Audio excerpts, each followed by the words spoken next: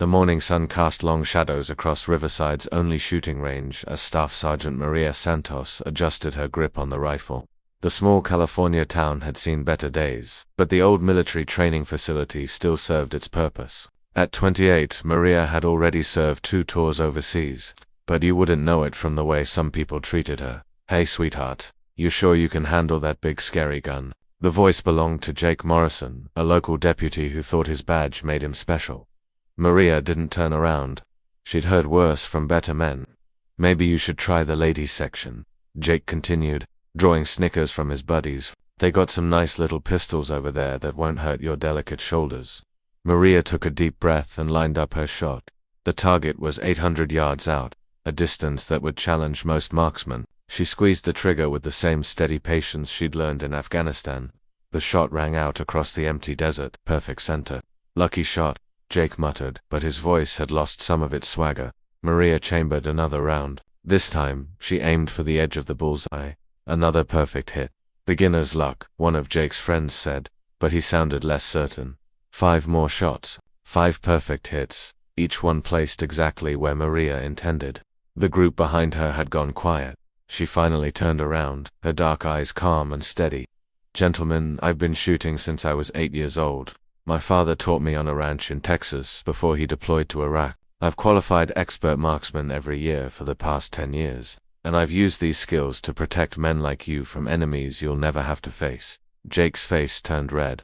"Well, that's real nice, but shooting paper targets ain't the same as what?" Maria's voice was soft, but there was steel underneath. "As shooting to protect my unit from enemy snipers, as providing cover fire while wounded soldiers were evacuated, as taking out insurgents who were targeting American convoys." The range had gone dead silent. Even the wind seemed to have stopped, "because I've done all of those things, Deputy Morrison, multiple times. So please, tell me more about what I can and can't handle." Jake opened his mouth to respond, but nothing came out. His friends suddenly found their shoes very interesting. Maria began packing up her rifle case with practiced efficiency. "The range is all yours, gentlemen. Try not to hurt yourselves." As she walked toward her truck, she heard Jake's voice behind her, loud enough to carry. "Typical military, think they're better than everyone else. Bet she never even saw real combat. Probably spent her whole tour filing paperwork in some air-conditioned office." Maria's hand stilled on her truck door handle. She'd learned to let most insults roll off her back, but this one cut deep, not because of what Jake thought of her, but because of what it meant for all the men and women who'd served alongside her. The ones who'd come home changed. The ones who hadn't come home at all. She could have walked away, should have walked away. Instead, she found herself turning back around. "You want to know about real combat, Deputy," she said, her voice carrying across the range. "You want to know what it's like to hold your best friend while she bleeds out from an IED blast. To watch good men and women come home missing pieces of themselves they'll never get back. To wake up at night hearing the sounds of mortar that aren't really there." Jake had gone pale, but his pride wouldn't let him back down. "That's what you signed up for. Don't expect a pity party from us civilians." Maria nodded slowly. "You're right, we did sign up for it. We signed up to protect people like you, who get to sleep safe in their beds because rough men and women stand ready to do violence on their behalf. We signed up to defend your right to stand here and insult us." She climbed into her truck and rolled down the window. "But here's what we didn't sign up for. Coming home to be disrespected by the very people we swore to protect. Have a good day, gentlemen." As she drove away, Maria caught sight of Jake in her rearview mirror. He was standing alone now, his friends having drifted away. For just a moment, he looked smaller somehow, younger, but Maria's satisfaction was short. She knew Jake Morrison and men like him. They didn't learn from humiliation, they just got angrier. And in a small town like Riverside, making enemies of the local law enforcement was never a good idea. Her phone buzzed with a text from her commanding officer at the nearby Riverside Military Training Center. "Santos, need you to come in. We've got a situation." Maria sighed. Her weekend was officially over. The Riverside Military Training Center sat on the outskirts of town like a small fortress. It wasn't much to look at, a collection of concrete buildings surrounded by training fields and obstacle courses, but for Maria, it was home. Here, at least, her skills were respected. Here, she was valued for what she could do, not judged for what she looked like. Colonel James Wheeler was waiting for her in his office, along with someone Maria didn't recognize. The stranger was tall, maybe 40, with the kind of build that came from years of serious physical training. His clothes were civilian, but everything about his posture screamed military. "Santos, this is Commander David Cross, Colonel Wheeler," said Navy SEAL recently retired. "He's here to evaluate our sniper training program." Maria stood at attention. "Sir." Commander Cross looked her up and down with cold, calculating eyes. "So you're the famous Staff Sergeant Santos I've been hearing about." "I don't know about famous, sir. The rangemaster says you put 5 shots in a group no bigger than a dime at 800 yards this morning. That's impressive shooting." "Thank you." Sir Cross walked over to the window overlooking the training grounds. "I'll be honest, Sergeant, I've heard the stories about your combat record. Very impressive on paper. But I've also heard some things about your attitude. Some people think you've got a chip on your shoulder." Maria felt her jaw tighten, but she kept her voice level. "I serve to the best of my ability, sir. If some people have a problem with that, it's not my concern." "See, that's exactly what I'm talking about." Cross turned back to face her. "In the teams, we don't tolerate prima donna. Doesn't matter how good you think you are, if you can't work with others, you're useless to the unit." Colonel Wheeler shifted uncomfortably in his chair. "Commander, with all due respect, Staff Sergeant Santos has never had any issues with teamwork or Cross held up a hand. I'm sure she follows orders just fine, Colonel, but there's a difference between following orders and being a team player. I've seen hotshot snipers before. They think because they can shoot straight, they're God's gift to the military." Maria's hands were clenched behind her back, but her voice remained steady. "Permission to speak freely, sir. Go ahead. I've never claimed to be anything special. I do my job, I train hard, and I look out for my fellow soldiers. If that makes me a prima donna in your eyes, then maybe we have different definitions of leadership." Cross smiled, but it wasn't a pleasant expression. "You've got spirit, I'll give you that. But spirit doesn't stop bullets, and it doesn't make up for the fact that when push comes to shove, male soldiers don't trust female soldiers to have their backs." The words hit Maria like a physical blow. She'd heard variations of this argument before, but never from someone of Cross's rank and reputation. "Sir, I've served in combat alongside men who trusted me with their lives in support roles. Sure, but we're talking about special operations here. Elite units where hesitation gets people killed, where the person next to you needs to be someone you'd trust your life with, no questions asked." Colonel Wheeler's face was flushed. "Commander Cross, I think you're out of line here. Staff Sergeant Santos has proven herself, has she?" Cross interrupted. "Or has she proven that she can hit targets when there's no pressure, when nobody's shooting back?" Maria felt something cold settle in her stomach. "What are you suggesting, sir?" "I'm suggesting that we put you to a real test. Not some controlled range exercise, but something that actually matters. Something with consequences." Cross pulled out his phone and showed them a photograph. It was a man in his 50s, wearing civilian clothes but with the unmistakable bearing of a career soldier. "This is Colonel Marcus Webb, retired Army Special Forces. 3 weeks ago, he was kidnapped from his home in Sacramento. The kidnappers are demanding $5 million ransom." Maria studied the photograph. Webb had kind eyes and graying hair, but there was steel underneath. A warrior's face. "The FBI is handling the negotiation, but they've asked for military support. Specifically, they need a sniper team for Overwatch when they make the exchange." Cross put his phone away and looked directly at Maria. "I recommended you for the assignment, Sergeant, against my better judgment, but Colonel Wheeler spoke very highly of your abilities. Consider it your chance to prove that women belong in combat roles." Maria felt the weight of what he was saying. This wasn't just about her anymore. This was about every woman who'd ever wanted to serve in special operations. Every female soldier who'd been told she wasn't strong enough, fast enough, or tough enough. "When do we deploy?" she asked. "Tomorrow morning. The exchange is set for tomorrow night at an abandoned warehouse complex outside Sacramento. You'll be providing overwatch from a building approximately 600 yards from the target location." Cross paused, studying her face. "But here's the thing, Sergeant, this isn't just about shooting. It's about making life and death decisions under pressure. It's about being trusted to make the right call when innocent lives are on the line." He leaned forward, his voice dropping to a whisper. "And if you fail, if Colonel Webb dies because you hesitate or make the wrong choice, it won't just be your failure. It'll be proof that women don't belong in combat roles. Is that pressure you're willing to carry?" Maria met his gaze without flinching. "Yes, sir, it is." "Good, because there's one more thing you should know." Cross's smile was cold. "I'll be there too, watching, evaluating, making sure you're everything Colonel Wheeler says you are." As Maria left the colonel's office, She realized that tomorrow night would determine more than just Colonel Webb's fate. It would determine whether she'd spend the rest of her career fighting for respect, or whether she'd finally prove once and for all that she belonged among the elite. She just hoped she was ready for the weight of that responsibility. That drive to Sacramento took 3 hours, but Maria barely noticed the passing scenery. Her mind was focused on the mission ahead, running through possibilities and contingencies. In the passenger seat, her spotter, Corporal Mike Chen, was going over the tactical briefings one more time. "Building's got good sightlines," Chen said, not looking up from his tablet. 6 stories, mostly abandoned offices. "We'll set up on the roof with backup positions on the 5th and 4th floors." Maria nodded. She'd worked with Chen before in Afghanistan.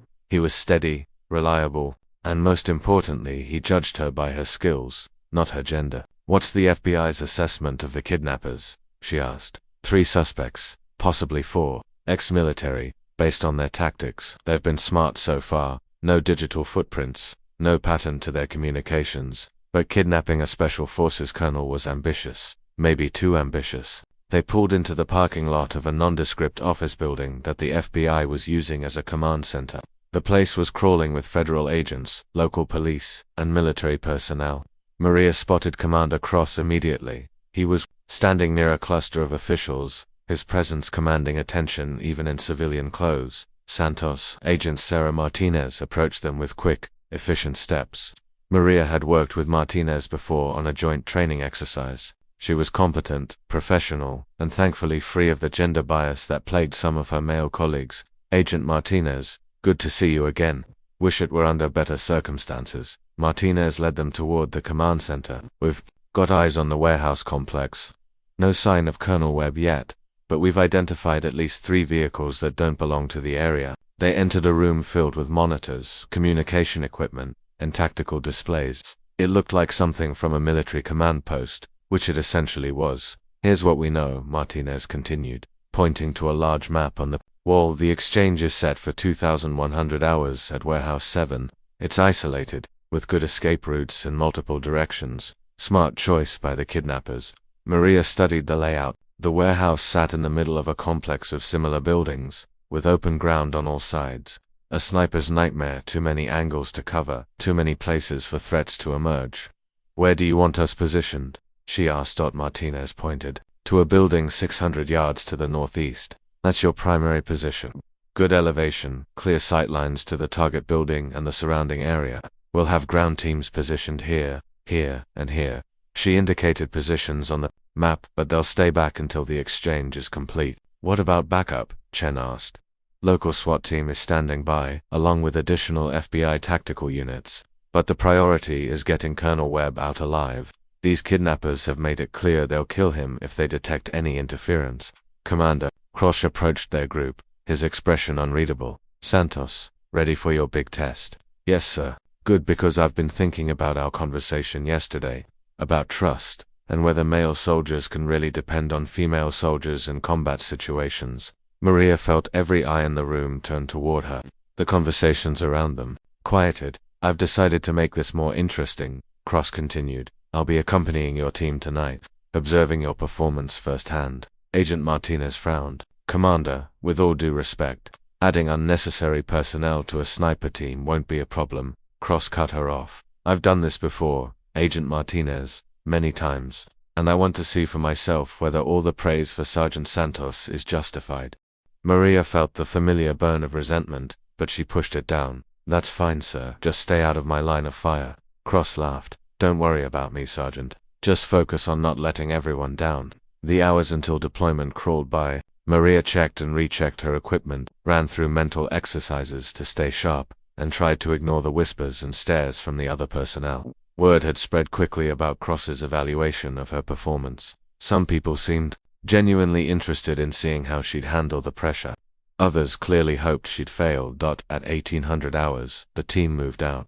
Maria, Chen, and Commander Cross drove to their position in an unmarked van, while the FBI teams took their own vehicles. The abandoned office building was exactly what Maria expected. 6 stories of empty offices and broken windows. Perfect for their purposes. They climbed to the roof and set up their position. Maria's rifle was a .308 Winchester, accurate out to 800 yards and beyond. Chen had the spotting scope and communication equipment. Commander Cross positioned himself where he could observe them both. Overwatch in position. Chen reported over the radio. Copy, Overwatch. Target building is quiet. No movement detected.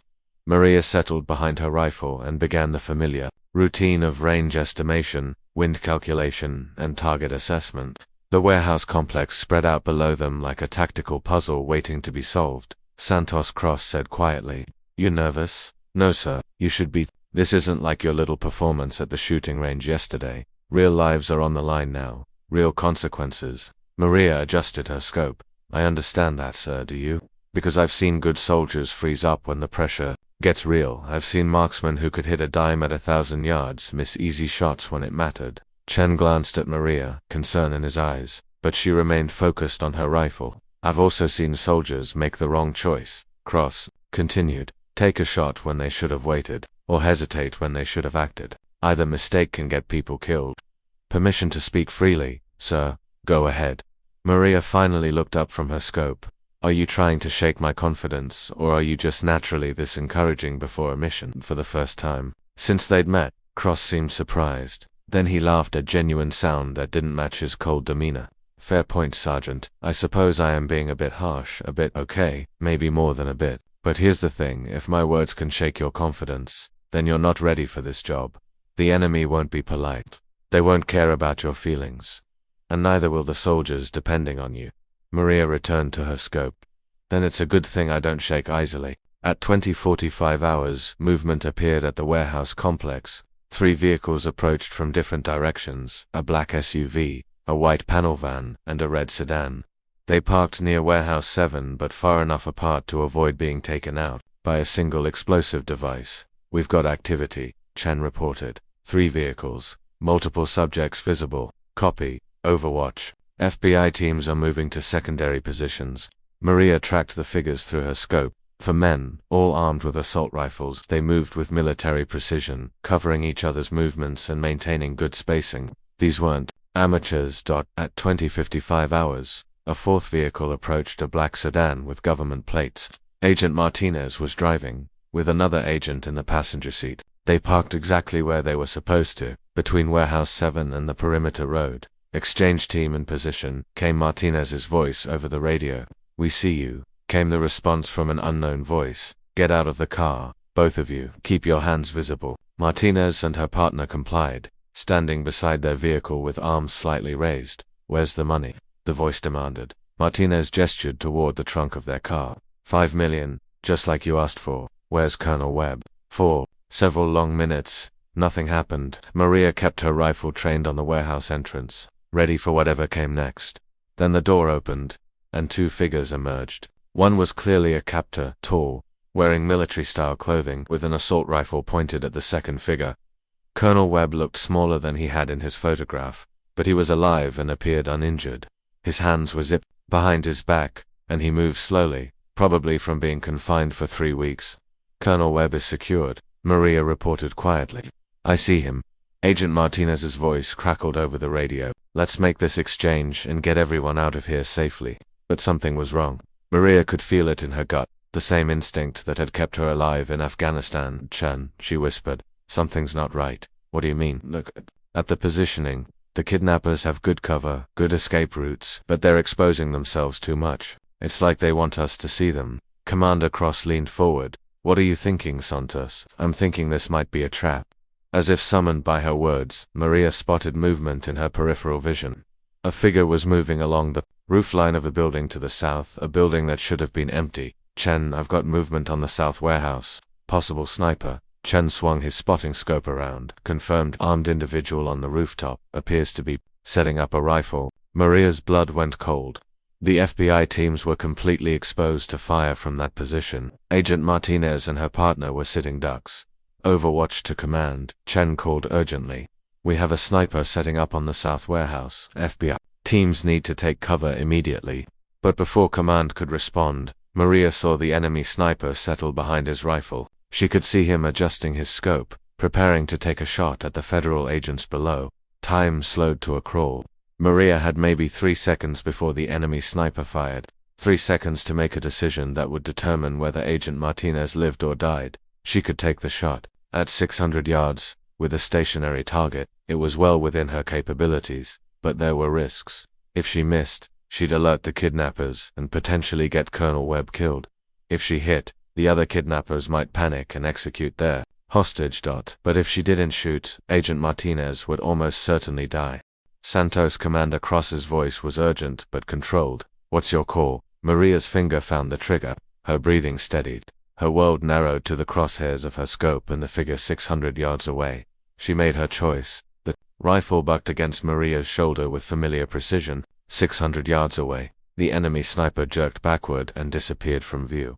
The .308 round had found its mark exactly where she'd aimed. Center mass. Instant incapacitation. Target down, Maria reported, already scanning for additional threats. But the enemy sniper's elimination had immediate consequences.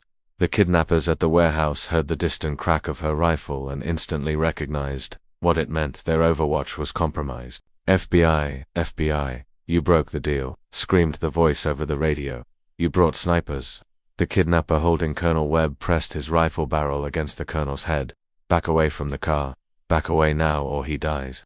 Agent Martinez raised her hands higher, trying to de-escalate. Nobody broke any deal. We're here to make the exchange, nothing more. Liar, we heard the shot. Where are your snipers? Commander Cross was staring at Maria with an unreadable expression. Well, Santos, you just made this situation a lot more complicated. That sniper was about to kill Agent Martinez, Maria replied, never taking her eye from the scope. I made the right call. Did you? Because now Colonel Webb's life is hanging by a thread. Maria ignored him and continued scanning the warehouse complex. Her shot had been necessary, but Cross was right about one thing: it had dramatically changed the tactical situation. Chen, talk to me. What do you see? Chen was working frantically with his spotting scope. 2 kidnappers still visible at the warehouse. One holding Colonel Webb, one providing security. Can't get eyes on the 3rd and 4th suspects. Command, this is Overwatch. Maria called into her radio. The situation is escalating. Request immediate tactical support. Negative. Overwatch, hold your position. We're trying to salvage the exchange. But salvaging the exchange was looking increasingly unlikely. The kidnappers were agitated, confused, and dangerous. Colonel Webb was caught in the middle, one trigger pull away from death. You want to see your precious colonel again? The kidnapper's voice crackled over the radio. Then find whoever took that shot and put them on the ground where we can see them. Agent Martinez looked up toward Maria's building, though she couldn't possibly spot them at that distance in the darkness.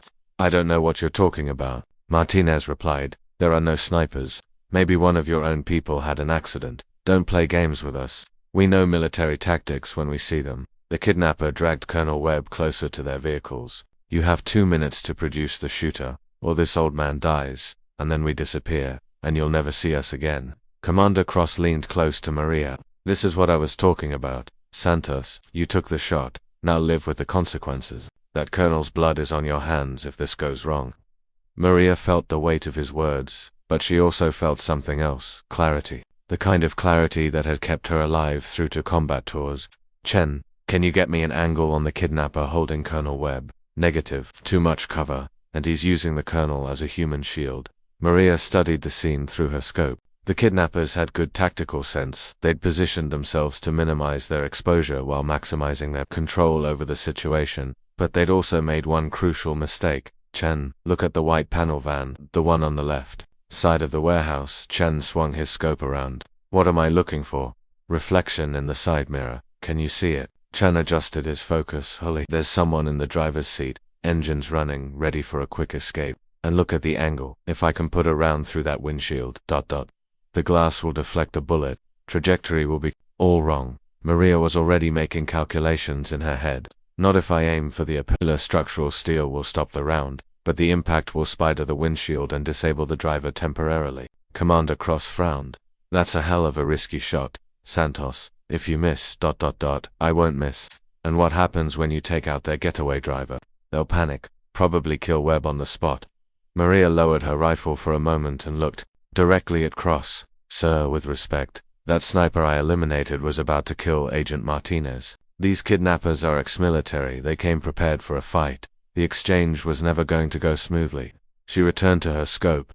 Sometimes you have to trust that doing the right thing will lead to the right outcome. That's not how Tactics work, Sergeant. That's how you get good people killed. But Maria wasn't listening anymore. She'd spotted something else, movement in the shadows behind Warehouse 7, a figure creeping along the back wall, trying to flank the FBI position. Chen, fourth kidnapper, moving to flank from the southwest. He's trying to get behind Martinez. I see him, distance approximately 400 yards. The tactical situation was rapidly spiraling out of control. Agent Martinez and her partner were exposed in the middle of the warehouse complex, with kidnappers closing in from multiple directions. Colonel Webb was still being held hostage, and somewhere in the darkness, there might be additional threats they hadn't identified yet. Command, this is Overwatch, Maria called urgently. FBI team is about to be flanked. They need to move now. Negative. Overwatch movement will provoke the kidnappers. Hold your position and await further orders. Maria couldn't believe what she was hearing. Command was willing to let Agent Martinez and her partner be ambushed rather than risk provoking the kidnappers. Santos, Commander Cross said quietly, this is the moment. This is where you prove whether you belong in special operations or not. What do you mean? You can take the safe route, follow orders, hold your position, hope everything works out. Most soldiers would do exactly that, cover their ass and let someone else make the hard choices. Cross paused, studying her face in the dim light. Or you can trust your training, trust your instincts, and do what needs to be done, even if it means disobeying orders, even if it means taking responsibility for whatever happens next. Maria understood what he was really saying. This wasn't just about marksmanship or tactics. It was about leadership under pressure. It was about being willing to make the hard choices when lives were on the line. The flanking kidnapper was getting closer to Agent Martinez's position. In another 30 seconds, he'd have a clear shot at both federal agents. Colonel Webb was still being held at gunpoint. One wrong move away from death. The getaway driver was ready to help the kidnappers escape if things went wrong. And Command was paralyzed by indecision, unwilling to authorize the aggressive action needed to save lives. Maria made her choice. Chen, on my mark, call out the flanking kidnapper's position to Martinez. Give her a chance to take cover. Maria, if Command hears us directing the FBI agents ... then we'll deal with Command later. Mark. Chen keyed his radio. Agent Martinez, you have a hostile moving to your 6 o'clock position. Recommend immediate cover. Martinez spun around, spotted the threat, and dove behind her vehicle just as the flanking kidnapper opened fire. Bullets sparked off the sedan's armor plating. The kidnapper holding Colonel Webb screamed in rage. You lying FBI scum, deal's off. He pressed his rifle harder against Webb's head, finger tightening on the trigger. Maria had maybe 2 seconds to act. The shot she'd been planning, the one targeting the getaway driver, suddenly seemed less important than the immediate threat to Colonel Webb, but the angle was impossible. The kidnapper was using Webb as a human shield, and Maria couldn't risk hitting the Colonel. Unless ... Chen, what's the distance to that streetlight behind the warehouse? Which one? The one directly behind the kidnapper holding Webb. Maybe 8 feet behind him, Chen calculated quickly. 620 yards. Maria was already adjusting her scope. If I can hit the light fixture just right, the glass will explode downward and backward. Might distract him long enough for Webb to break free. It was a desperate plan, a risky plan, the kind of plan that could go catastrophically wrong, but it was also the kind of plan that might be their only chance to save Colonel Webb's life. Santos, Commander Cross said urgently, whatever you're thinking, think twice. This isn't Afghanistan. These aren't insurgents. These are American criminals, and if you kill one of them, I'm not planning to kill anyone else, Maria replied, settling behind her rifle. But I am planning to save Colonel Webb. She lined up her shot on the streetlight, 620 yards, with a slight crosswind from the east. The target was small, maybe 6 inches of exposed glass bulb, but it was stationary. Maria controlled her breathing, found her natural respiratory pause, and squeezed the trigger. The streetlight exploded in a shower of glass and sparks, plunging that section of the warehouse complex into darkness. The kidnapper holding Colonel Webb instinctively ducked and raised his arm to protect his face from the falling debris. Colonel Webb, a Special Forces veteran with decades of training, didn't waste the opportunity. He threw himself sideways, breaking free from his captor's grip and rolling behind the nearest vehicle. Webb is clear, Maria called out. All units, Colonel Webb is clear. The tactical situation had just shifted dramatically in their favor, but Maria knew the fight was far from over. The warehouse complex erupted into chaos. With Colonel Webb free and the streetlight eliminated, The carefully orchestrated kidnapping had devolved into a running firefight. All units, the hostage is clear, move in. Agent Martinez's voice crackled over the radio as she returned. Fire against the flanking kidnapper. Maria kept her rifle trained on the warehouse area, looking for targets. The kidnappers were scrambling for better positions, their original plan completely shattered. Chen, give me eyes on Webb. Is he secure? Chen swept his spotting scope across the area. Negative visual on the colonel. He rolled behind the black SUV, but I can't confirm his status. Commander Cross was speaking rapidly into his own radio, coordinating with the FBI tactical teams. Despite his earlier criticism, he seemed to have accepted that the situation required aggressive action. SWAT teams are moving in from the north and west, he reported. ATA 3 minutes. 3 minutes felt like an eternity when people were shooting at each other. The kidnapper who'd been holding Colonel Webb was now firing from behind a concrete barrier near the warehouse entrance. His partner was providing covering fire from a different angle, trying to keep the FBI agents pinned down behind their vehicle. Maria, Chen said urgently, I've got movement on the warehouse roof. Someone's trying to set up another sniper position. Maria swung her rifle around and spotted the figure climbing onto the roof of Warehouse 7. Unlike the first sniper she'd eliminated, this one was clearly a professional, moving with purpose and tactical awareness. Distance and 80 yards, wind from the southeast, maybe 5 miles per hour. The rooftop sniper was setting up behind an air conditioning unit, using it for cover while he prepared to engage the FBI teams below. Maria had a clear shot, but only for a few seconds before he'd be completely concealed. Command, this is Overwatch. I have eyes on a hostile sniper setting up on Warehouse 7. Request permission to engage. Negative. Overwatch. Wait for SWAT teams to arrive. Maria couldn't believe what she was hearing. The rooftop sniper would have clear shots at everyone in the warehouse complex. Agent Martinez, her partner, Colonel Webb, and the incoming SWAT teams. Command, that sniper will have Overwatch on the entire area, if we don't neutralize him. Now I said negative. Overwatch. Hold your position. Commander Cross leaned close to her. Santos, what are you going to do? It was the same question he'd been asking all night, in different forms. What would she do when the rules didn't make sense, when following orders meant watching good people die? I'm going to save lives, Maria replied, and took the shot. The .308 round struck the rooftop sniper center mass, spinning him away from his rifle and ending the threat. But Maria's disobedience of direct orders had been heard by everyone on the tactical frequency. Overwatch, you are ordered to cease fire immediately. You are compromising this operation. Agent Martinez's voice cut through the chatter. Overwatch, that sniper was about to take out half my team. Thank you, Santos, Commander Cross said quietly. You know you're going to face serious consequences for this. Yes, sir, I do. And you're okay with that? Maria was already scanning. For the next threat, I'd rather face a court-martial than explain to Agent Martinez's family why I let her die. The firefight below was intensifying. The 2 remaining kidnappers had realized their situation was hopeless and were making a desperate attempt to escape. One of them was moving toward the white panel van while his partner provided covering fire.